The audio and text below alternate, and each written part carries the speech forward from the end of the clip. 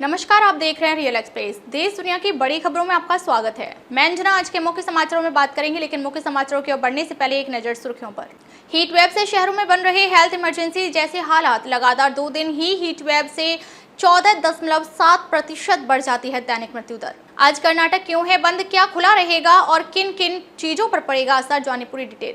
चीन ने फिर रची नापाक साजिश, लद्दाख में बना रहा 2 नई काउंटी। लोकसभा में केंद्रीय मंत्री ने खोली ड्रैगन की पोल। एक तरफ फंड की कमी से जूझ रहा कर्नाटक, दूसरी ओर सरकार ने मंत्रियों और विधायकों का वेतन किया दोगुना। आज से और तीखे होंगे गर्मी के तेवर। दिल्ली यूपी में चढ़ेगा तापमान, बिहार बंगाल में होगी बारिश। ये तो थी सुर्खियां। अब चलते हैं बड़ी खबरों की ओर। भारत में जलवायु परिवर्तन के चलते गर्मी बढ़ रही है। बढ़ती गर्मी से हीट वेव के दिनों में भी बढ़ोतरी हुई है। स्थितियां दिन प्रतिदिन गंभीर होती जा रही हैं। आज देश के कई हिस्सों में अत्यधिक गर्मी से लोगों की सेहत, अर्थव्यवस्था और बुनियादी ढांचे पर गहरा असर पड़ रहा है। हाल ही में प्रकाशित स्वतंत्र शोध संस्था सस्टेनेबल फ्यूचर कोलैबोरेटिव की एक रिपोर्ट में कहा गया है कि भारत की 11% शहरी आबादी उन शहरों में रहती है जहां हीट वेव का खतरा सबसे अधिक है।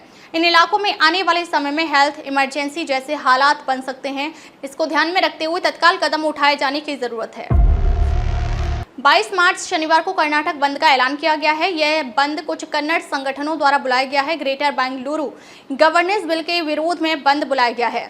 साथ ही बेलगावी में हुई एक घटना के खिलाफ भी कुछ कन्नड़ संगठन प्रदर्शन कर रहे हैं। बता दें, बेलगावी में Karnataka state road transport corporation के एक बस कंडक्टर पर हमला किया गया था क्योंकि उसने मराठी में बात नहीं की थी।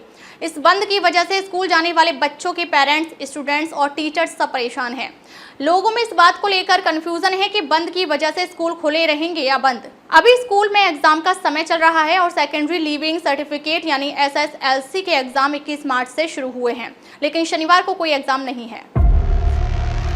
केंद्र सरकार ने शुक्रवार को संसद में बताया कि भारत को चीन द्वारा 2 नई काउंटी बनाने की जानकारी मिली है, जिनमें से कुछ हिस्सा लद्दाख में आते हैं। सरकार ने कहा कि इसका कड़ा विरोध दर्ज कराया गया है।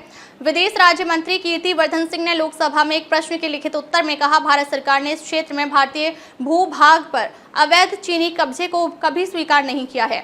नई काउंटी बनाने से न तो इस क्षेत्र पर भारत की संप्रभुता के बारे में, भारत की दीर्घकालिक और सुसंगत स्थिति पर कोई असर पड़ेगा, न ही चीन के अवैध और जबरन कब्जे को वैधता मिलेगी।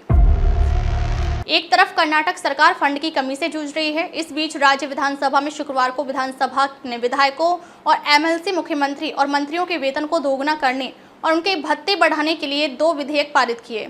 इस प्रस्ताव के बाद कर्मचारियों के वेतन और भत्तों में उल्लेखनीय वृद्धि होगी, लेकिन सरकार द्वारा फंड की कमी की शिकायत के बीच उठाए गए इस कदम की आलोचना हो रही है और इस पर बहस भी छिड़ गई है। बड़ी बात यह रही कि हनी ट्रैप विवाद से जुड़े हंगामे के बीच विधानसभा में विधेयक पारित किया गया। उत्तर भारत में अब धीरे धीरे गर्मी जोर पकड़ रही है। शनिवार से यूपी से लेकर राजधानी दिल्ली में गर्मी के तेवर और तीखे होंगे। हालांकि आसमान साफ रहने और तेज धूप खिलने से तापमान में भी लगातार इजाफा होगा। अगले 6 दिनों के दौरान मौसम के इस तल्ख मिजाज में बदलाव के कोई आसार नजर नहीं आ रहे हैं।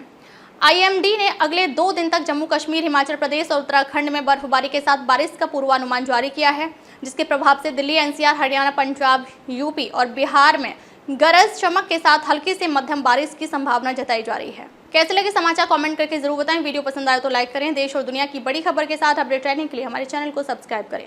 खबरों में अब तक ले बस इतना ही। फिर मिलते हैं कुछ ऐसे ही बड़ी खबरों के साथ। तब तक के लिए नमस्कार और देखते रहिए रियल एक्सप्रेस।